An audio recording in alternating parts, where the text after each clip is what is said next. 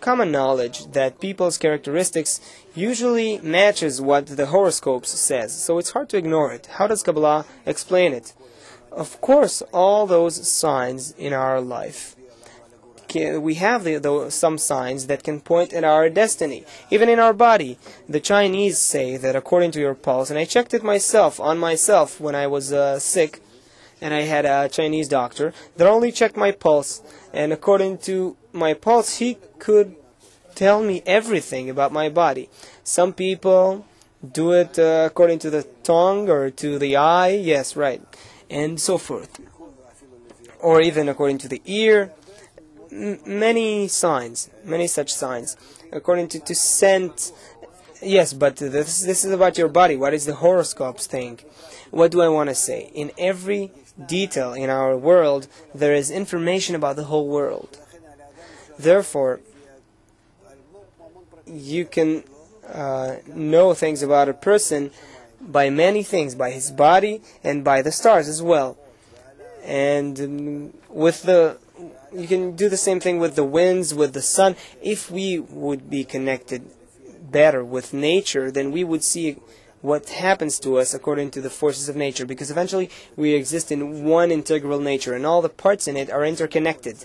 And just like I can tell about myself according to my pulse, according to my eyes, according to medical treatments, I can tell about myself by seeing a phenomenon of nature. Okay, let's say I'm walking, I'm seeing some special rock, I'm looking at it deeply, and I can tell you, listen, you are going to be this and that, and then this is what you'll have. There is force there that incorporates me as well in each and every detail. You know, there are some stereograms that are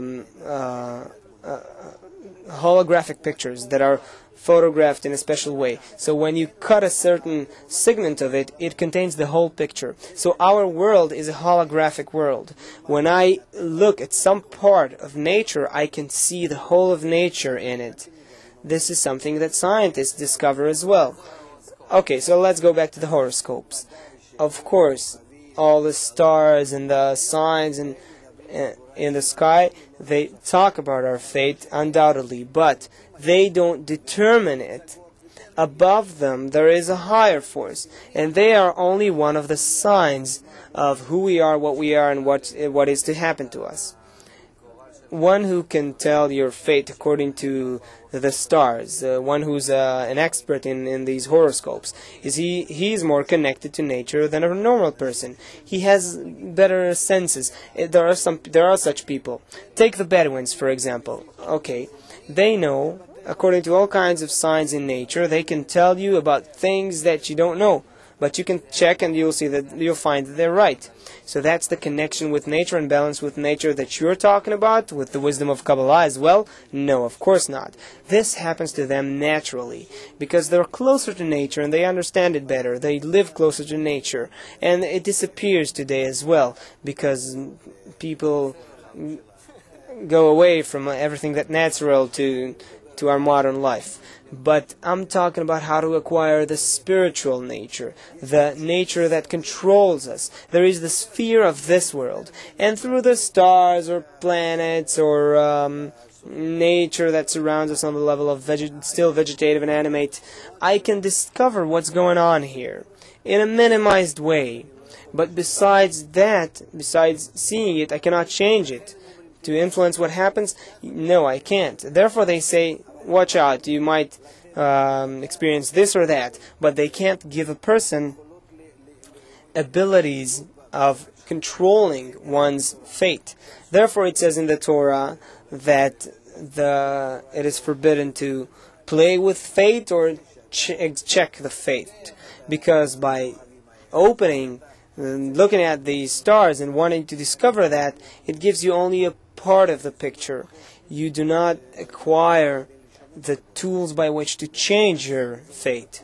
Therefore, it is forbidden to do that, because that makes a person blind. He doesn't do anything in his life anymore. It stops him. But if you go to the wisdom of Kabbalah then you discover what's happening to you in the present, what must happen in the future according to the laws of nature, and what you can change according to the tools you get from the study.